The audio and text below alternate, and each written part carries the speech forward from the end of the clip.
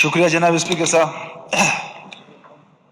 سب سے پہلے تو بڑے احترام کے ساتھ ہمارے اپوزیشن لیڈر صاحب نے عدنان بھائی نے کچھ باتیں اس طرح کی کہ مجھے اس کی وضاحت کرنی ہوگی، لیکن آخر میں سر جس طرح ہمارے فیڈرل سے ٹرانسفرز 92% ہے، اگر ٹوبیکو لے لیں تو ہمیں ہمارا حق نہیں ملتا، ہائیڈرو پاور پہ آ جائے تو ہمارا حق نہیں ملتا، آئل اینڈ گیس پہ آ جائے تو ہمارا حق نہیں ملتا.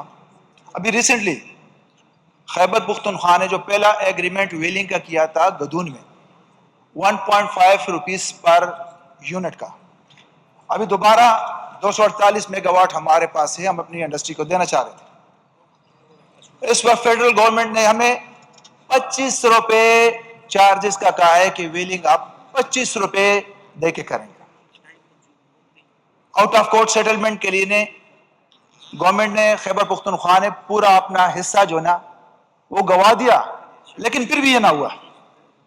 جہاں تک فیڈرل گورنمنٹ کی بات ہے، لا اینڈ آرڈر کی بات ہے، تو میں یہ کہتا ہوں کہ جب عمران خان 3.5 سال پرائم منسٹر تھا، اگر 47 سے لے کے آج تک پی ڈی ایم کے مختلف پارٹیاں یہاں پہ مسلط تھی، 3.5 سال میں ہم سے 75 سال کی رپورٹ مانگ رہے ہیں. ہمارے وقت میں لا اینڈ آرڈر بہتر ہوا، بارڈر پہ فینسنگ ہوئی، غلام خان گیٹ وے کھلا، انگور اڈا گیٹ وے کھلا، خرلاچی گیٹ وے کھلا، خیبر کھلا، یہاں تک کہ نارتھ میں لوگ جا نہیں سکتے ہیں. لیکن وہاں پہ ان کے محسن جنہوں نے فارم 47 ایجاد کیا ہے، ایکسپورٹ پروسیسنگ زون سینکشن کرا کے اس کو پروسیس کر رہے ہیں، انڈسٹری چل رہی وہاں پہ. اس کے ساتھ ساتھ لا اینڈ آرڈر کی پوزیشن یہ ہے کہ جب ہماری حکومت آئی تو میرے اپوزیشن لیڈر کے بھائی نے پشاور میں گھر خریدا. اس سے پہلے ان کا گھر اسلام آباد میں تھا. کیوں؟ امن آیا، امن کے لیے آیا، یہاں رہائش اختیار کی. اس سے پہلے اسلام آباد رہائش کرتے. میں صرف مثال دوں گا. صحت کارڈ فرسٹ ٹائم انٹروڈیوس ہوا، سسٹم کی غلطیاں ہو سکتی ہے، لیکن ٹرانسپیرنسی ہم نے انشور کی تھی.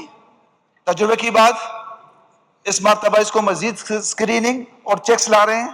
لیکن دوسری طرف جب ہم نے بے نظیر انکم سپورٹ کی ڈیٹا کو ویریفائی کیا تو 9.5 لاکھ بوگس لوگ لے گئے. 9.5 لاکھ ریکارڈ پہ ہے، میڈیا والے بھائی میرے بیٹھے ہیں، 9.5 لاکھ اس میں بوگس نکلے.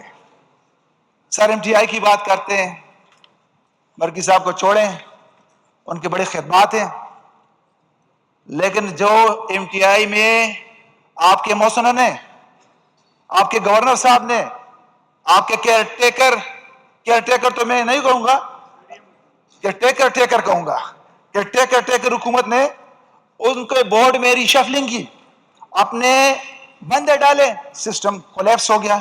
انشاءاللہ اس کا گورنمنٹ نے نوٹس لیا ہے. اس کے ساتھ آپ کے سامنے گورنمنٹ چیف منسٹر ڈیمانڈ کر رہے ہیں، سمری بھیجیے کہ مجھے آئی جی اور چیف سیکرٹری دے دیں. ابھی تک یہ فیڈرل گورنمنٹ کا کمال ہے. ہاں سی سی آئی میں صاحب کہہ رہے ہیں کہ یہ ہوا تھا، ڈیسائیڈ یہ ہوا تھا کہ 26. بھائی ہماری حکومت جب جا رہی تھی تو 16 روپے پر یونٹ بجلی کی کاسٹ تھی. 2.5 سال میں کدھر چلی گئی؟ کیا یہ آئی پی پیز ہم نے لگائے تھے؟ کیا پاکستانی لوگوں کو بینک سے قرضے دے کے آئی پی پیز ہم نے لگائے؟ یہ کک بیکس ہم نے کی؟ یہ اس کے ساتھ ساتھ